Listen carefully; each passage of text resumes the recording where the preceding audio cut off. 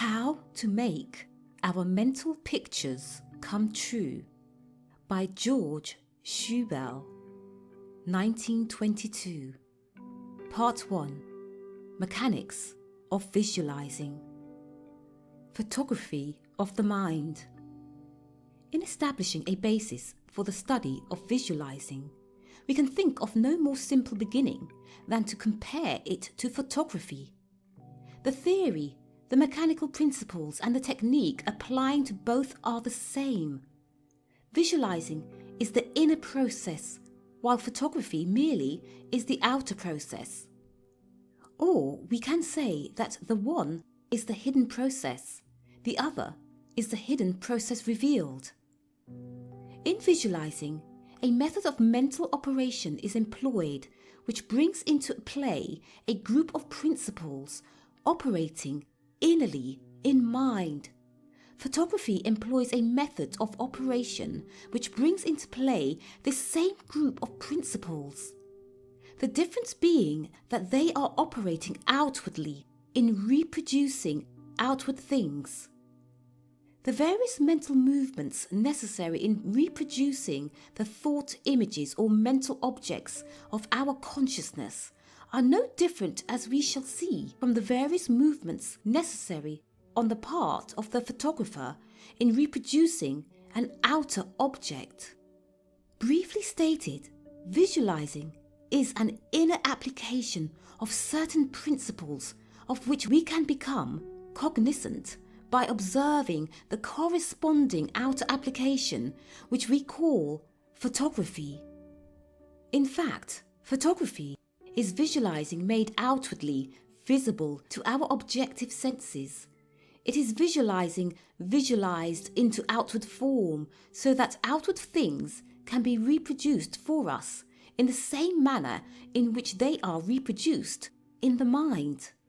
Hence, if we begin our studies by an understanding of the theory and working processes of photography, we will begin to understand the theory and working processes involved in mental photography, and at the same time we will lay the basis for an exact and definite science of visualizing which will serve us at all times and for every purpose.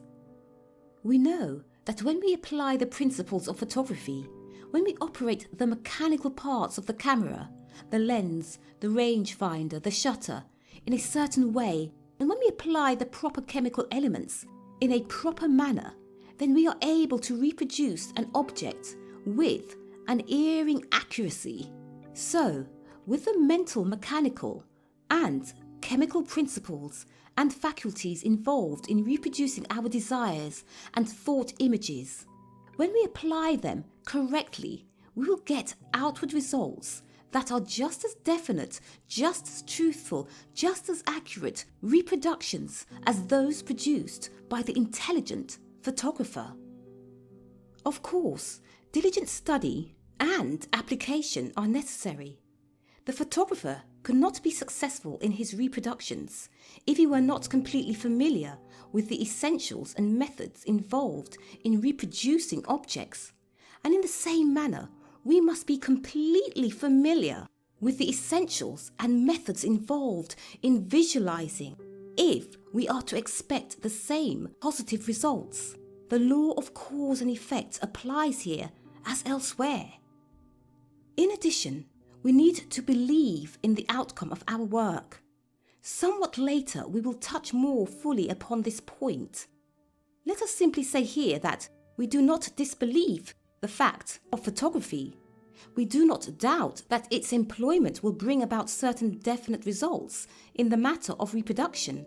So, as we go forward in our studies, we will find that there is as little occasion to disbelieve the fact of visualizing or to doubt that its employment in our affairs will bring about just as definite results.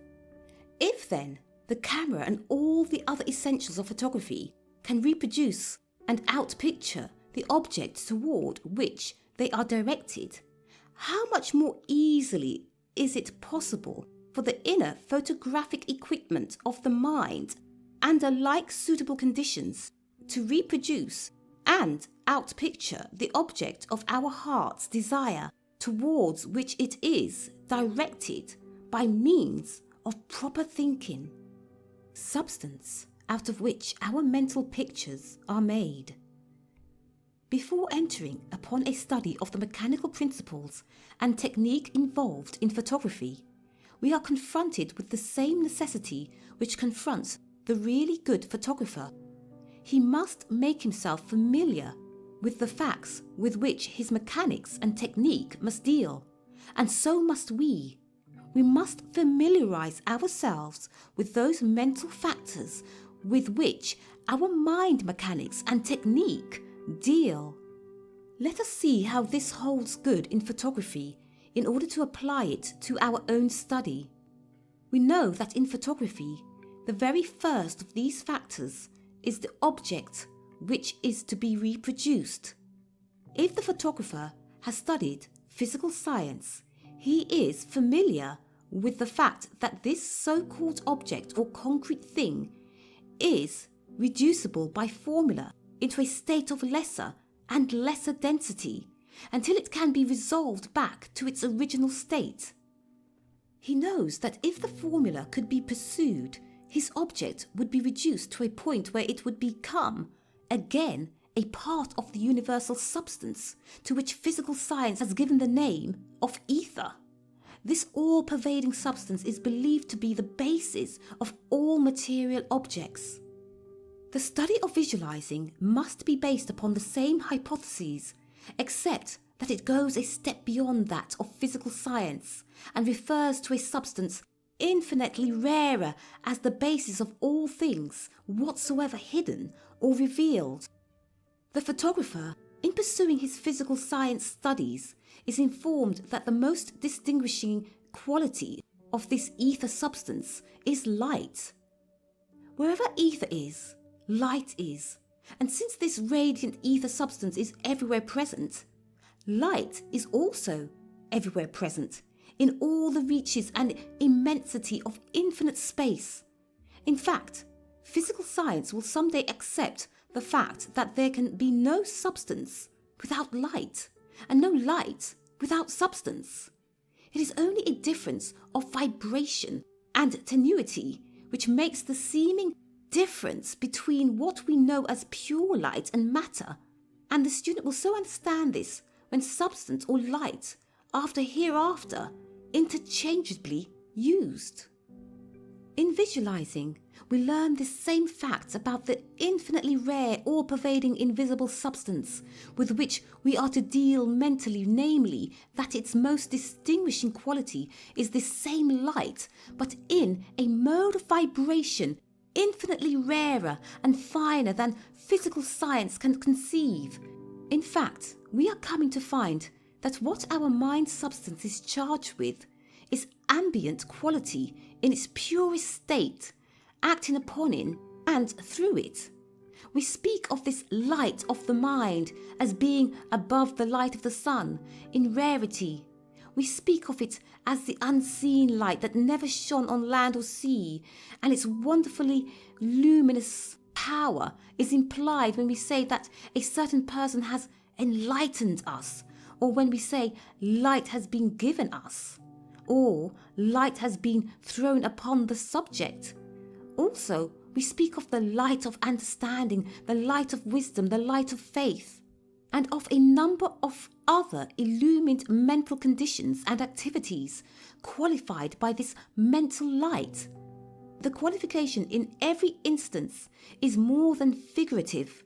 It is scientifically correct, so much so that we can say that this light of wisdom, understanding and faith is not only a qualification, but that it is mind itself and the primary basis of all mind substance.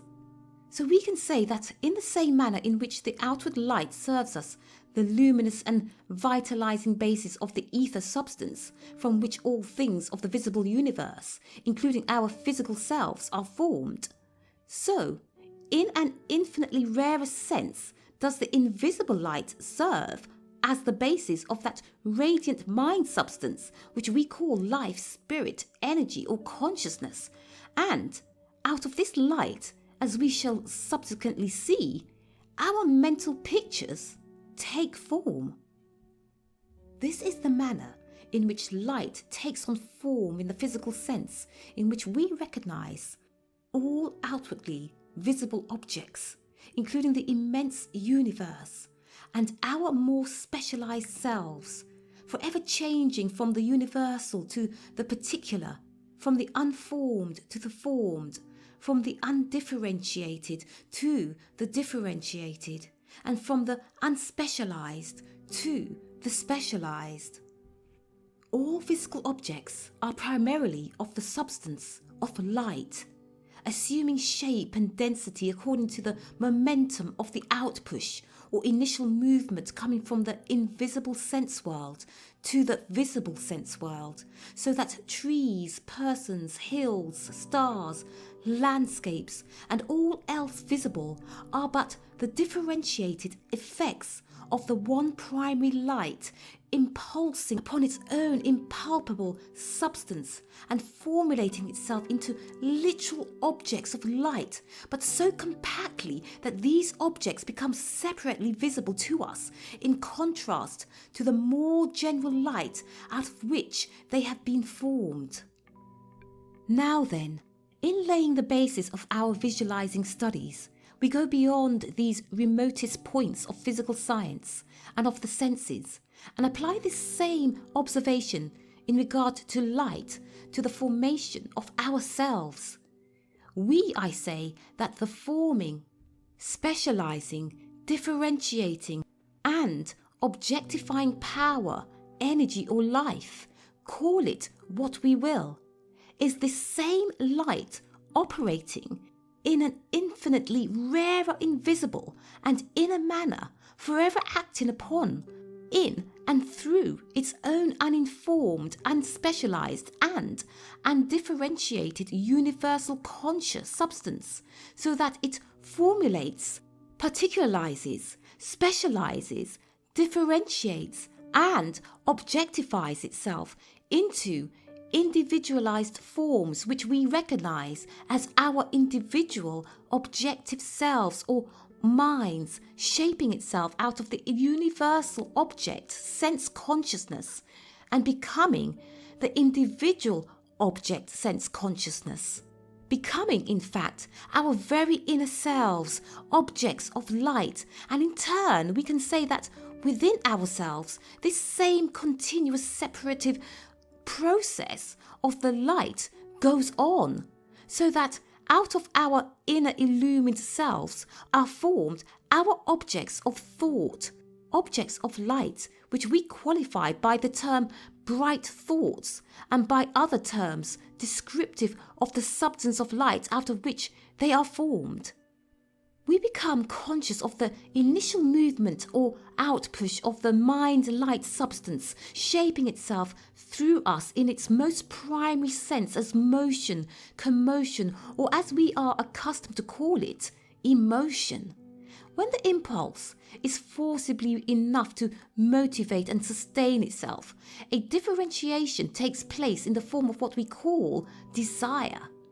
If our desire is sufficiently strong and vitalized, a further differentiation of the mind light takes place spontaneously or in visualizing deliberately in the form of our objective thinking, establishing itself in the objective state of our consciousness as an object of light or an enlightened idea or thought object which, as we shall observe later, we are able to see within us by reflection, and which by further specialization becomes reproduced outwardly as a thing. The process which results in this latter phenomenon is explained by the fact that the substance of light within the mind forms itself outwardly by acting upon the substance of light outside of the mind, and this is the manner in which it is assumed that our thought objects reproduce themselves in outward visible form in the things which we desire. This formulation of the light substance of mind in us and through us is going on continuously and spontaneously. It is a characteristic of our being. We cannot be without desires, and we cannot experience a desire which does not seek to formulate itself into some sort of objective thinking. Our objective thinking formulates itself into an objective thought, and we cannot know an objective thought which does not move to differentiate itself from the inner invisible into the form of the outward visible thing toward which our desire primarily is directed. Our thought takes outward shape always, and for this reason it is scientifically correct to say that thoughts are things, fashioned out of the only true substance of light, out of which all things whatsoever visible or invisible are formed. In deliberate visualization for certain things of our heart's desire, we do not seek to change the natural spontaneous movement of this invisible universal formulating, differentiating and specializing characteristic of the light, life or energy acting upon and in and through us, but rather to fulfill it. To its activity, we bring directivity. To its spontaneity, we bring regulation and control. And in this manner, we bring to ourselves all already existing things which relate themselves to our inmost desires, together with their circumstances and conditions in an orderly and logical manner and in natural sequence.